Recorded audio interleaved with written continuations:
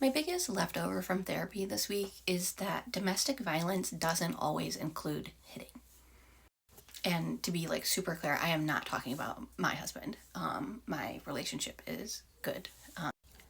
In previous TikToks, I had shared some passages from Trauma and Recovery by Judith Herman, talking about captive control.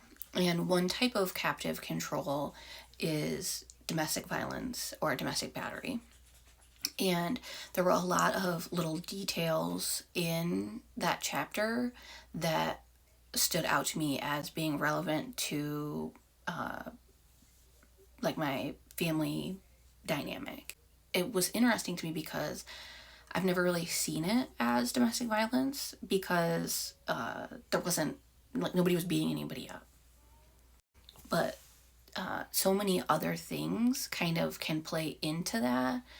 And my therapist was saying that they don't know if it varies by state, but at least in our state, even like the legal definition of domestic violence doesn't have to include like physical battery.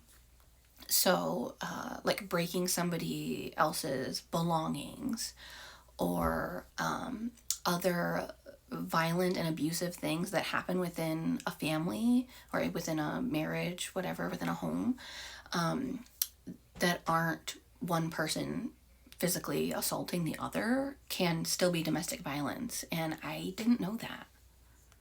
Some of what stood out to me were kind of the cycle of how the person who is like the perpetrator, the person who's usually in control, after a ugly fight or a show of violence, they are actually in at the point in the cycle where they are the least in control, and so then they will lean on enticement in order to try to keep their victim. And so people who have really, really ugly fights and then they, buy all these gifts or profess their love really in like dramatic ways that they would never do outside of right after a fight, that is one thing that is seen in domestic violence cycles. Lots of like accusations around insecurities, especially infidelity, like constantly accusing the other person of cheating or trying to control their relationships, or social interactions with other people, often based on like fears of infidelity.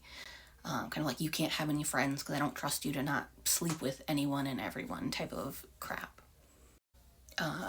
Control or lots of insecurities and issues around money, because that's another way that people try to control their victim. But also how even in scenarios where there is sometimes physical violence, it doesn't necessarily have to be all the time. That people can maintain this abusive, like domestic violence dynamic with somebody by only physically abusing them rarely, especially if the abuse seems kind of like random or like really extreme and unexpected. That can kind of cause people to stay on edge all the time and to feel the need to like constantly be appeasing that person just in case this is going to be the thing that sets them off again. A lot of times this leads to victims who really lose touch with their own values and with any sense of empowerment or choice or like will, any ability to take initiative. And how sometimes that can be so extreme that it can lead mothers to not advocate for their own children when their children are being harmed by the perpetrator. And so that just has me thinking about how I've always been blown away by when it comes to sexual abuse. So many people who were sexually abused as children, often by somebody in their family, will have stories where their mother either knew and looked away or claimed to not know, even though all signs show that they should have been able to figure out what was going on. How many moms will outright like accuse their daughters of lying or just not believe them or tell them that they're crazy when they do come out saying like, hey, this person hurt me or this happened. just in different forms, the amount or frequency of mothers who really abandon their daughters when the issue of the daughter being sexually abused comes up has always blown my mind.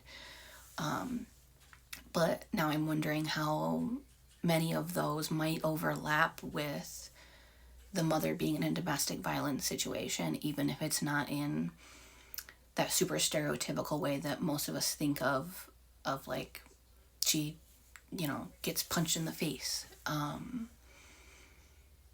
don't know.